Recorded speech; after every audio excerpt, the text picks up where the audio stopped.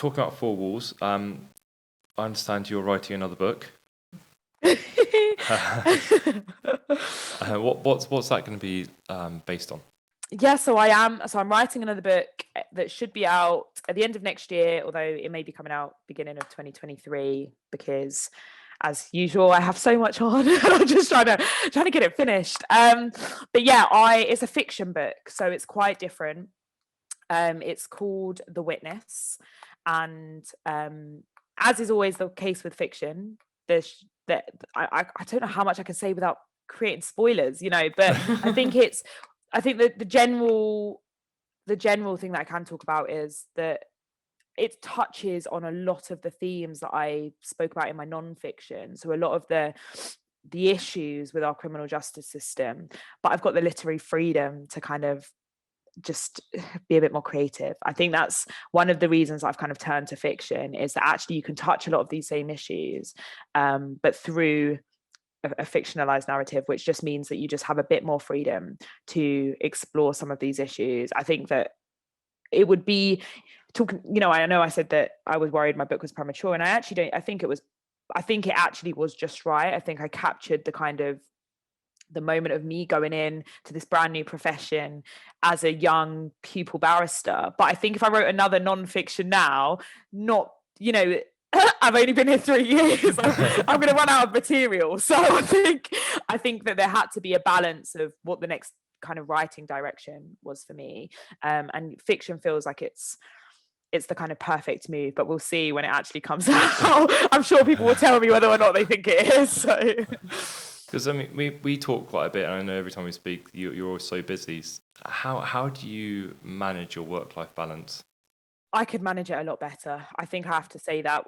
I think I have to hold my hands up and say that that's an area that I'm still. If I was going to have an interview now for like a new job, and they would say, well, "What's your weakness?"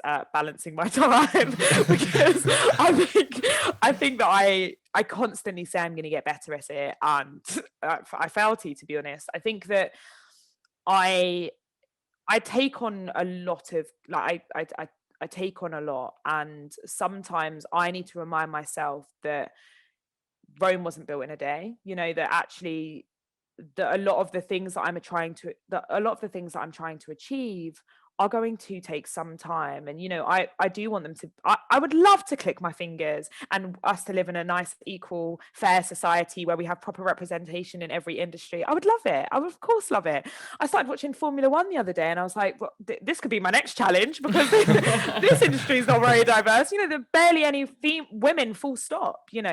And I was like, Alex, take a step back. You've got more than enough to be doing at the bar. I don't think you need to go anywhere near Formula One. But I think I have a kind of natural ambition to when I see something that's wrong, I want to fix it, and I want to be able to help as many people as possible. And I'm sure, and James, I know that you also mentor loads of people, and you are also always taking on a lot of different commitments. I remember I think the last time we were speaking, you were saying about coaching rugby on the weekend, and I think it is so difficult to manage your time, and when you're someone who naturally wants to help people, when you naturally want to see you see problems and you want to fix them. But I know it's not New Year yet, but my New Year's resolution, maybe a new academic year resolution, is going to be to just try and make a bit more time for yourself, because I think what is important is that when and this goes out to everyone who is helping people in whatever capacity that is, it's so important that you don't burn out. And I think that that's what I have to be cautious of. You don't want to get to the point where you're like, I've tried to help everyone, but now I'm just exhausted and I'm unwell and I'm ill, and I don't have anything left to give because I've given it all. And that's not a healthy position to be in. So I think sometimes you just have to draw the line a bit and be like, actually, sometimes I need to just have my whole weekend, not just one day of my weekend, my whole weekend, just for me. And so I'm trying to get better at that. I really am. Work in progress. Have you got any top tips for law students looking to join the bar? Yeah, absolutely. I would say that my number one top tip would be to try and find what your unique, I don't want to use the unique selling point to describe a person, but you like what makes you stand out, because I think that even I was a little bit afraid to identify this before coming to the bar, but that is what gets you through interviews. You want people to leave that interview thinking, do you remember that person who did X, Y, Z? You've got to, I feel like everyone's got to have their own identity, and it probably works for every industry. I don't think it's just the law, but I think that don't be afraid to be like, this is who I am. These are my principles. These are my morals. And this is why I'm an asset to your chambers. This is why I'm an asset to your inn of court, whatever it is that you're interviewing for. I think that you need to have a strong sense of self, because yes, of course, when we're in our barrister mode, we are professionals, and that's separate from our sense of self. But as a barrister, you are expected to have integrity. You're expected to, be able to confidently express your views on things, and pretty much every interview will get you to do that. So be proud of who you are, and actually that brings, like I've said a million times, it brings a level of diversity to to our profession anyway, that we've got people who are proud of who they are, not all trying to fit this same mold of what they think a barrister should be. So I think that would be my first top tip. But my second one would be try and get as much experience as possible. And I know that's difficult, particularly in COVID. Obviously courts have they closed down for a bit, and then people were going back remotely, and now it's a bit of a mix. It doesn't have to be formal work experience. I think that's what I wish I'd appreciated a little bit more, is that even going and sitting in the back of court, you can talk about that in your interviews. You can talk about that in your applications, and it shows initiative. You can literally go and sit in your local magistrates court or local crown court. Obviously check in advance that they should be letting people in, open justice. But, COVID rules sometimes mean that some rooms, they don't let people in without registering before or letting them know. But go along and sit in, make notes, not just general, like a verbatim note. Write what you actually learn, because then when you go to those interviews, you can say, when I went and spent a week in a crown court in blah blah blah, I learned XYZ. And you can say, I don't think anyone would criticize you for saying it wasn't a formal mini pupillage. I don't think that matters at all. I can't imagine anyone saying, well, it wasn't a formal mini pupillage. Like, no one cares. I certainly don't think the people I've met care. I can't say no one, but I think that I actually think it would be a selling point. It would be look how this person has used what they had available in the time they had available to make sure that they've accumulated as much experience as possible. And it also works really well for if you work full time. I think that one of the things that people is unpaid work experience at the bar. And so I think that is obviously a stumbling block for some people. And so whereas if you go and do it in your own time, you can do it when you can, which I think is a good thing. And what are the steps for being admitted to the bar in terms of applying to chambers?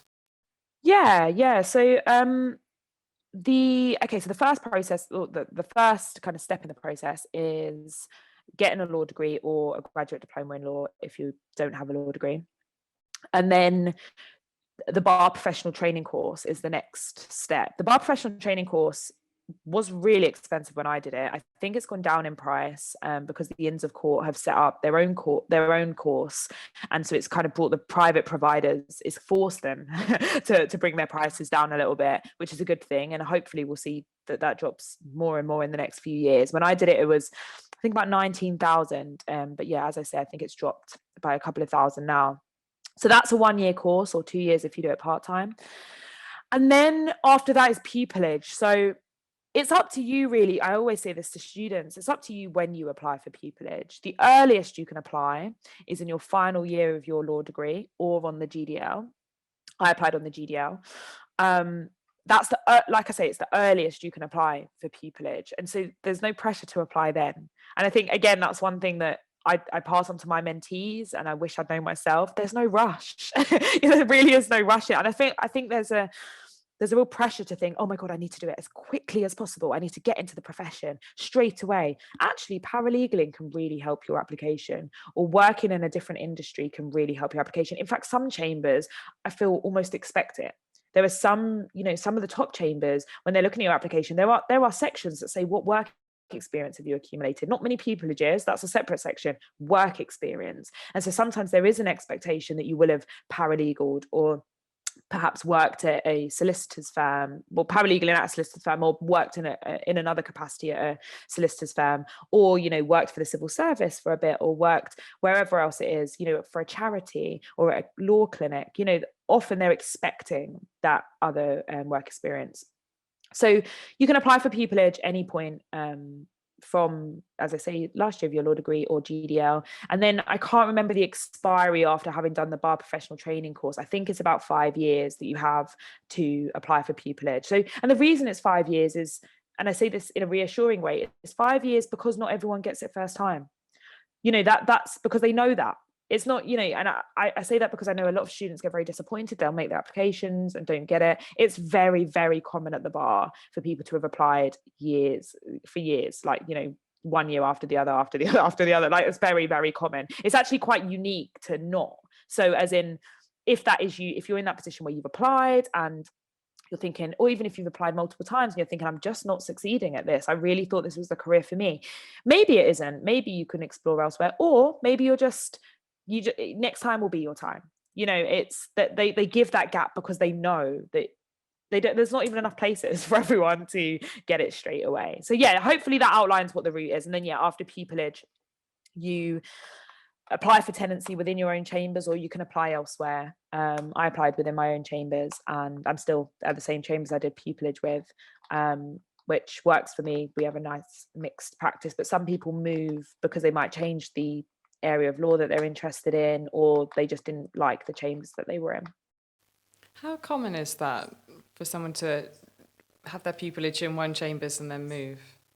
Surprisingly common, actually. I had the impression when I sort of started that if I didn't get tenancy, my life would be over. You know, the kind of really dramatic student thing where you're like, if I don't get tenancy, like, this is all a waste. And now I've got a book coming out, and imagine if I don't get tenancy, this is just going to be horrific. And actually, I don't think it would have really mattered too much, because I think that it's surprisingly common. So many people do third sixes. So if you finished your pupillage and you weren't offered tenancy at your chambers, or you didn't apply, normally you'll apply to do like a shorter version of your pupillage. Sorry. So you'll just do a 6-month stint somewhere, and then they decide after that whether they keep you on, or sometimes you'll go on to another chambers and do another 6 months. There are a few people I know that have done a few different pupillages and third sixes.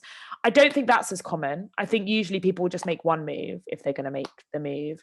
And some people, you know, people move at all different times of their career. So some people will stay at their chambers for 5-10 years and then decide that they're ready to make a move. It's obviously less common that people will be somewhere for like 30 years and then suddenly decide to move. That normally might mean there's been a fallout. But I think younger practitioners who are still exploring different areas of law, who are still open to learning something new, it's actually more common than I thought. I don't know the statistics, but it's definitely more common anecdotally than I thought it was coming into the profession. Mm-hmm. Alex, thank you so much for joining us on the podcast. It's great to have you on. Thank you so much for having me. And I'm sure we look forward to reading your next book whenever it is released. Thank you. No pressure. Thank you, Alex. See you later. Thank you. Liv. See ya. Bye.